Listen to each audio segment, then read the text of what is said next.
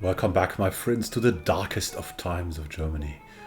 We're trying to resist whatever we can, the regime, and my goodness, we need to take a pause. Our morale is so low.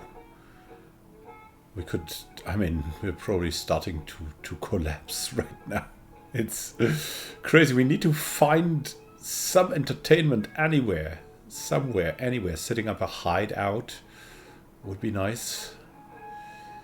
Collecting donations, smuggling books, but we don't have the money for it. We have so many stacks of paper. Safe passage. That's not gonna go well. We could print leaflets. Look at this.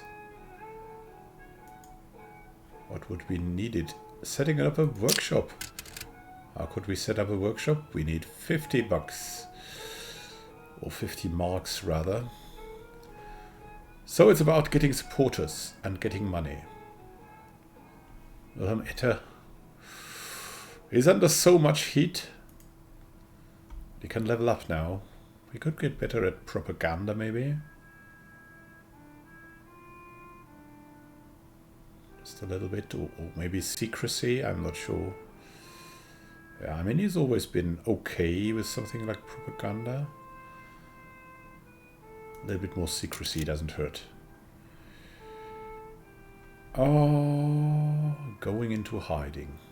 Yeah, there's definitely a couple of people who need to go into hiding from our group. It's just like that. Let's see. Kreuzberg. Maria can do that. But getting more people would be great too. So the Christian community is here and the forced laborer is here. Maria Brandt is a priest in Prenzlauer Berg and introduces us to some of her friends. We can try to convince them to support us. I mean, the forced laborer would still be pretty interesting. She would be okay with that. Maybe with the help of Gerhard Hagelstein. We could contact a forced laborer. Unlock, convince forced laborers and help organizing a strike. Oh, that would be nice. That would be cool. That would be really cool. Let's try that. Let's contact a forced laborer. And let's go into hiding. Wilhelm, Kurt, Karin. We need to do it like that. God help us. Supporters donated something. We're in hiding. We feel much safer than before. Still, we have pretty bad morale. When your SS secretly contacts a forced laborer for our support and find out if we can help. Prisoner tells us that there are lots of forced laborers who might be interested in collaborating with us in our fight against the regime. It's raining lightly, but the air is still warm as I walk to the movies, my secret meeting. I'm the only customer in line at the ticket booth. The film already started? No, they are still showing the Wochenschau. Thanks, 1 ticket please then. I pay for the ticket and enter the movie theater. The room is nearly empty, just a handful of people trying to sit as far away from each other as possible. Like in a pandemic, most of them are in the back, some in the middle. No one in the front.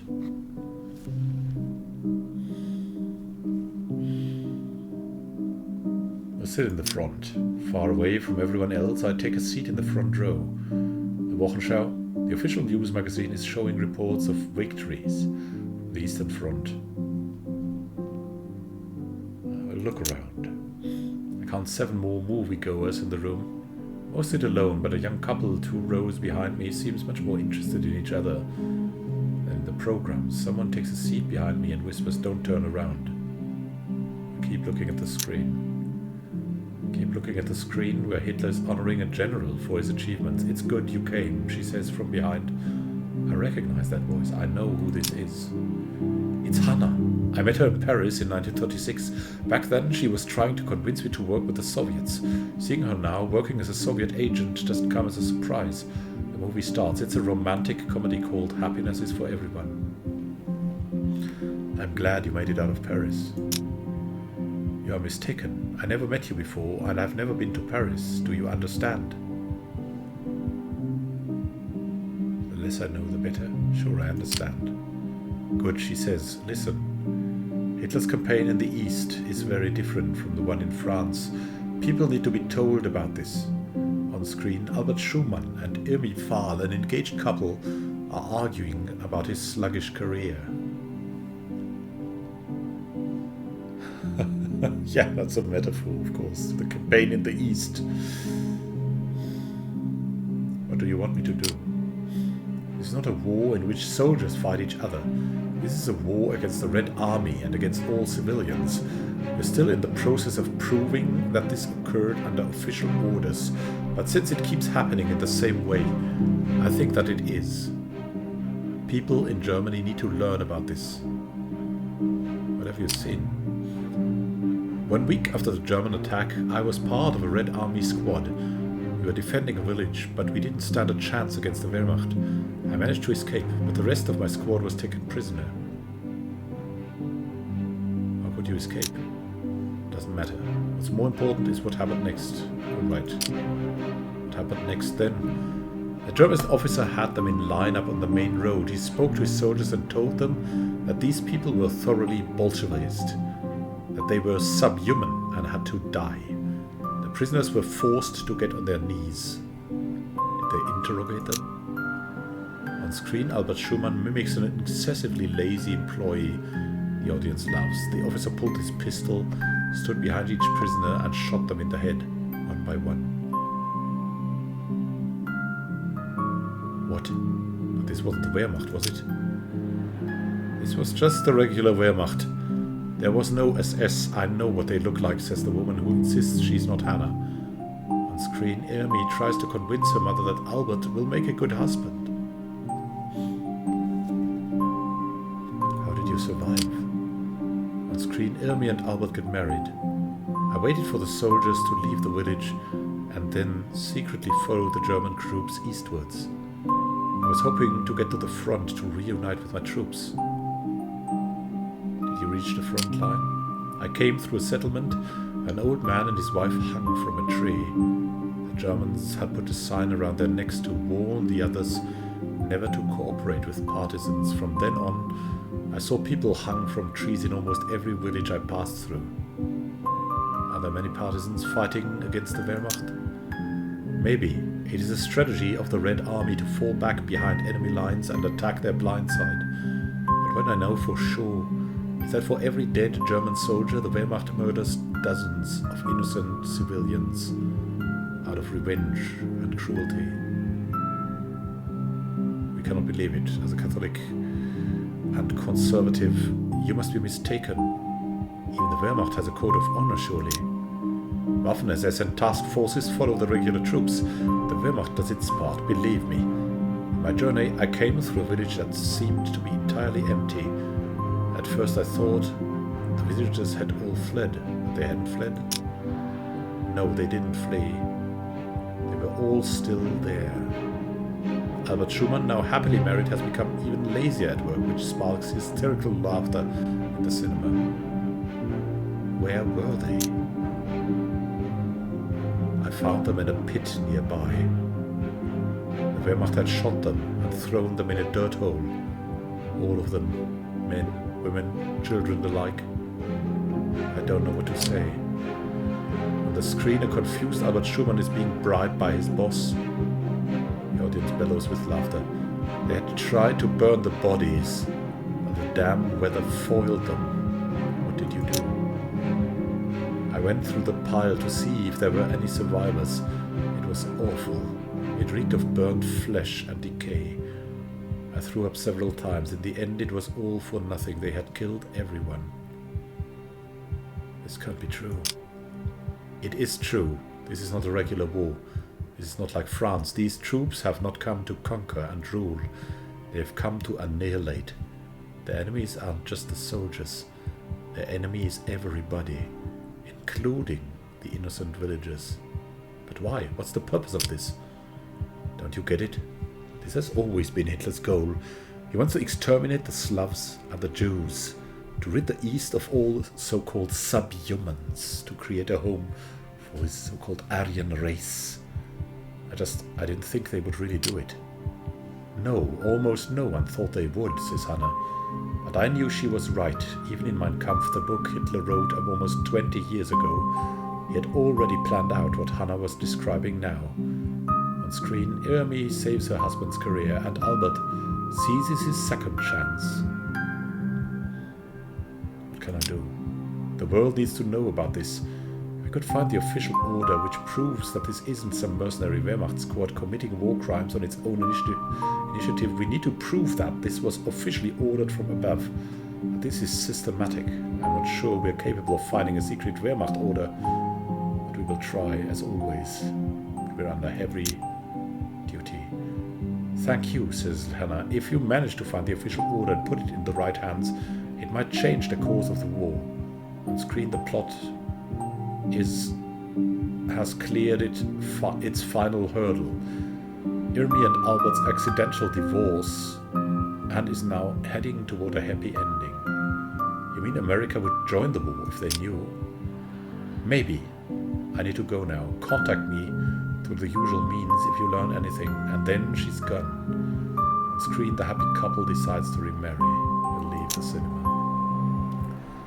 My way home, I think about the atrocities that Hannah told me about. Could it be true? I trust the Nazis to commit almost any crime, but full-scale genocide? If the order Hannah was talking about exists, it would clarify things.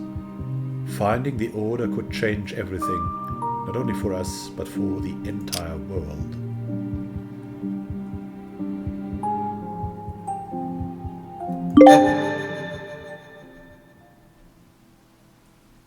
But first we need to somehow do something for our group, otherwise we're not gonna have a group anymore.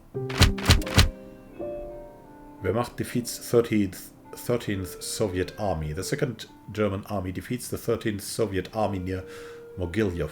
More than 23,000 Soviet soldiers are taken prisoner of war in Germany. Airstrike on Moscow. The Luftwaffe flies 2 consecutive days of attacks against Moscow and drops over 80,000 incendiary bombs. Know that incendiary bombs are meant to kill people, not to eliminate like strategic targets. Great German art exhibition opened. Munich Reich propaganda minister Joseph Goebbels opens the 5th Great German Art Exhibition. Artworks by 647 National Socialist artists are shown. 25th of July 1941. Count Leopold tells us that the nightclub she used to go was closed. There are barely any places left to have fun. Everyone in the room can relate. I really miss those times before the war, those simple joys. I learned to appreciate them too late. I wish we could go back, away from all this madness, says Karin. When the Nazi regime finally falls, we will dance the night away. Let's be positive here. It sounds lovely. I just hope we survive that long, says Karin. Seems like we said the right thing, right?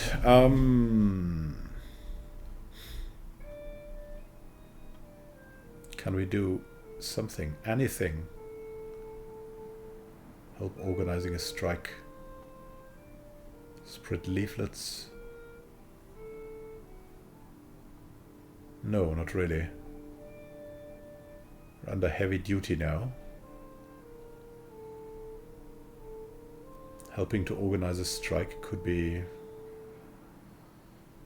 what we need. Convince forced laborers would give us a chance to spread leaflets and then destroy the Nazi symbols, documenting war crimes too. Ha.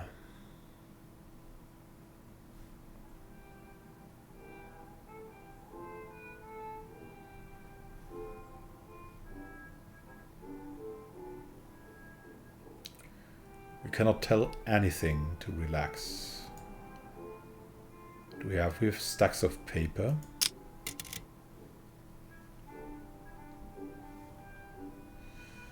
Couldn't do anything with stacks of paper. Okay, let's help organizing a strike. Ruth Hurting is in contact with forced laborers and tells us they are planning a strike.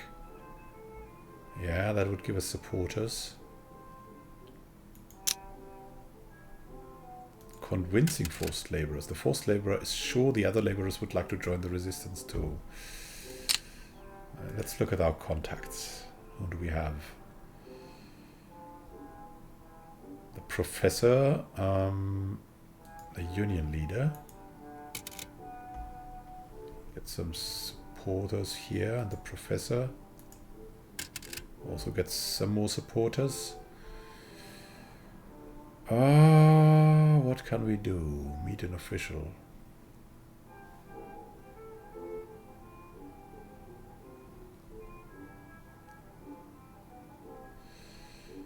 Meeting an official.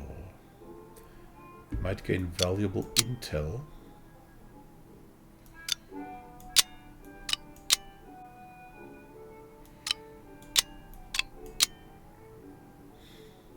Yeah, look at that. Our nurse would be great for that. But let's really help organizing a strike. Let's see, we could help them. Let's try to do this. No one says here. Being an idealist, inspiring.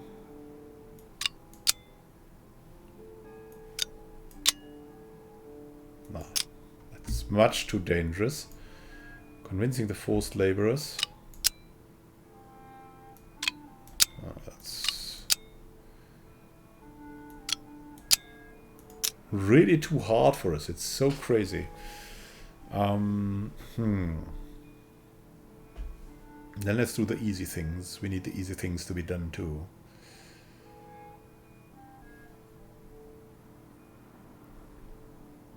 We need money. Money, money, money. Wow, look at that. 26. That's pretty great.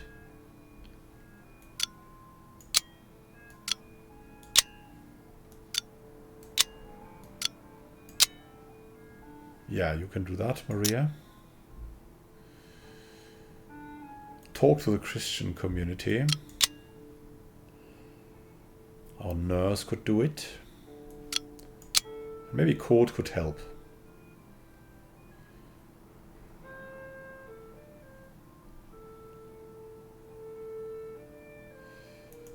Here we go.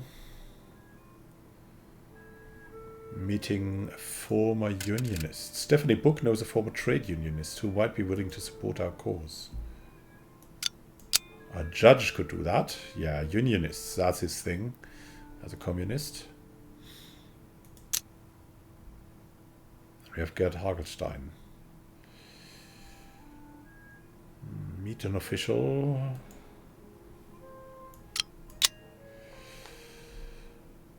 Yeah, he's good at that. He's good at that. Gain valuable intel. Such a bad morale. Still, we need to continue. Getting a lot of marks, which is good. Etta meets with a former unionist to see if he can be convinced to join the resistance. He has been seen, but we get a supporter. Hagelstein meets with Fritz Hofer. Oh, nice. A conservative. Maria Esser visits the group's known supporters among workers in Kreuzberg, and she gets a lot of money. Karin, and oh, we meet with that's whoever's got the suspicion calms down. Quite a few think that Hitler's way is against God and that as a Christian they should do something about the situation. Others have doubts because Hitler might still be Godwill. Court thinks he's been seen. Moral of the group is very low. We barely could hold it. Yes, Special Envoy meets Stalin. In Moscow, Soviet party leader Joseph W. Stalin meets the Special Envoy of US President Franklin D. Roosevelt to negotiate US deliveries of war material. Massacre in Kishinev. Members of the SS murder more than 12,000 Jews, men, women and children in the city of Kishinev during an organized murder campaign. Der Gassmann premieres. Berlin, the Heinz Rühmann movie Der Gassmann premieres, directed by Karl Fröhlich. It turns out to be a successful screen comedy. Yeah, Heinz Rühmann. I mean, I have to say, I loved his films as a small kid. But his role was controversial. I mean, they were always saying like he personally did not support the regime, but that is probably true.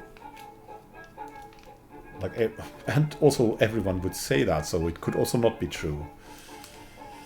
He certainly made a career there because of his comedic talent. That's something people needed in these dark times. Here we go. 1st of August 1941. Wilmeter looks flabbergasted as he enters the room. I have to tell you something, he says. My neighbors, a married couple, both party members. I had a decent relationship with them before, and I know for a fact that they couldn't have children. But then I saw them together yesterday with a small child, a little girl about 4 years old, and she spoke Russian. Are you sure she spoke Russian? Maybe she can't speak properly yet. Hold on, I asked them where they got her, and they told me that they were her new parents, adopted from Russia. New parents, do you understand that Nazis are taking healthy children from their Russian families and sending them to Germany? They even gave her a new name, Helga. They just took a child away from her mother and changed her name like a pet? I can't believe it myself. The worst thing is that they don't even seem to understand what might be wrong with this situation. Shakes his head, yeah. That's what you call the new normal phenomenon, right? And everything becomes worse than some things, like you just nod them off. And really, you must resist this nodding off. We must resist. Thank you for watching, and we'll resist together in the next episode. Hopefully we can do something to raise the morale, or everything will dissolve. Have a great time until next time, and happy gaming. This is Immanuel Khan signing out. See you soon, my friends. Resist what you don't like, and support what you like. Have a great time until next time, and happy gaming. This is Immanuel Khan. Seeing you soon.